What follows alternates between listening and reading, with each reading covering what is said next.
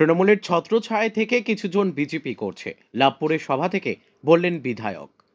বিধানসভা নির্বাচনকে সামনে রেখে ও এসআইআর নিয়ে লাভপুরের জামনা অঞ্চলে শনিবার বিকেলে ছিল তৃণমূল কংগ্রেসের জনসভা। ওই সভায় এদিন হাজির হয়েছিলেন সাংসদ অসিত মাল, বিধায়ক অভিজিৎ সিংহ, লাভপুর ব্লক তৃণমূল কংগ্রেসের সভাপতি তরুণ চক্রবর্তী সহ অন্যান্যরা। এদিন ওই সভামঞ্চ থেকে বিধায়ক অভিজিৎ সিংহ বক্তব্য রাখতে গিয়ে বলেন, সারা বছর মুখ্যমন্ত্রী মমতা বন্দ্যোপাধ্যায়ের সঙ্গে থেকে জোড়া ফুল করছে, কিন্তু ভোট এলেই কিছুজন ভোটের সময় পদ্ম ফুল করছে। তিনি সাংবাদিকদের প্রশ্নের উত্তরে এ নিয়ে বলেন, কিছু মানুষ আছেন তারা সামনাসামনি পতাকা নিয়ে বিজেপি করে না, কিন্তু তারা সারা বছর ভেসে ভেসে থাকে। আমাদের দলের কর্মীদের সাথে যোগাযোগ রাখে, তারা দেখায় তৃণমূলকে খুব ভালোবাসে, কিন্তু ভোট এলেই তারা আমাদের ভোট দেয় না। তাই তাদের বললাম, যে পাতে খাও সেই পাতে ফুটো করো না। এমনকি তারা তৃণমূলের ছত্রছায়া থেকে বিজেপি করছে। প্রত্যেকটি অঞ্চলে সভা করছেন, কেমন কি বুঝছেন?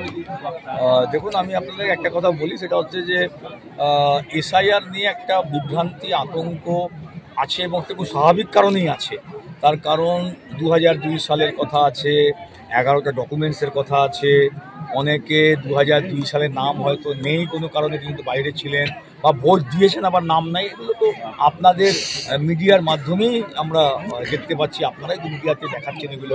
তো সেইটার জন্য আমরা বললাম যে মাননীয় মুখ্যমন্ত্রী মমতা বন্দ্যোপাধ্যায় এবং আমাদের সেনাপতি অভিষেক বন্দ্যোপাধ্যায় বলে দিয়েছেন যে আগে যেটা করার সেটা হচ্ছে 2 কপি করে ফর্ম ফিল আপ করে 1 কপি বিএলওকে জমা দিন আর 1 কপি রিসিভ করে রাখুন। তারপরে তার নাম, ন্যায্য ভোটারের নাম কাটার অধিকার কারণ নেই। যদি কোনো ন্যায্য ভোটারের নাম কাটা যায়, তার জন্য তৃণমূল কংগ্রেসের নেত্রী মমতা বন্দ্যোপাধ্যায় ও আমাদের সেনাপতি অভিষেক বন্দ্যোপাধ্যায় লড়াই করবে। এই বার্তাটা আমরা দিচ্ছি, তো মানুষ আশ্বস্ত হচ্ছে। বুঝতে পারছেন তো, 80 বছর 85 বছরের মানুষ, তাকেও নতুন করে ফর্ম ফিল আপ করতে হচ্ছে। আপনি দেখলেন তো কত বয়স্ক মানুষরা চিন্তিত।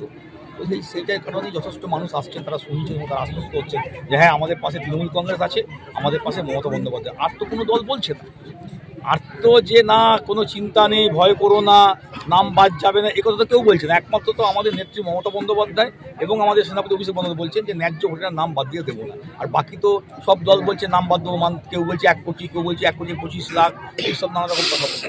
নির্বাচন কমিশন ফের নির্দেশিকা জারি করেছে যে যেখানে 4ই সেপ্টেম্বর ডিসেম্বর পর্যন্ত ডেট ছিল, সেখানে 26 তারিখের মধ্যে বিএলওদেরকে বলা হয়েছে যে ডকুমেন্ট সাবমিট করার জন্য। কি বলবেন? ওগুলো তো তাদের টেকনিক্যাল ইস্যু, ওগুলো নিয়ে আমরা কোনো কথা বলবো না। আমরা শুধু এটুকু বলবো যে দ্রুত ফর্ম ফিল আপ করে জমা দিন।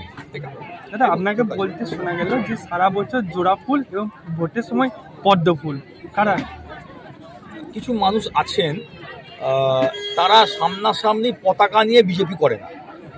আমার প্রশ্ন হচ্ছে, তুমি গণতান্ত্রিক দেশ, গণতান্ত্রিক পদ্ধতিতে বিজেপি করতেই পারো, সিপিএম করতেই পারো, কিন্তু সারা বছর তারা ভেসে ভেসে থাকে, আমাদের পার্টির নেতৃত্বের সাথে যোগাযোগ রাখে, দেখায় যে তারা খুব তৃণমূলকে ভালোবাসে, কিন্তু ভোট যেই আসে তারা আমাদেরকে ভোট দেয় না।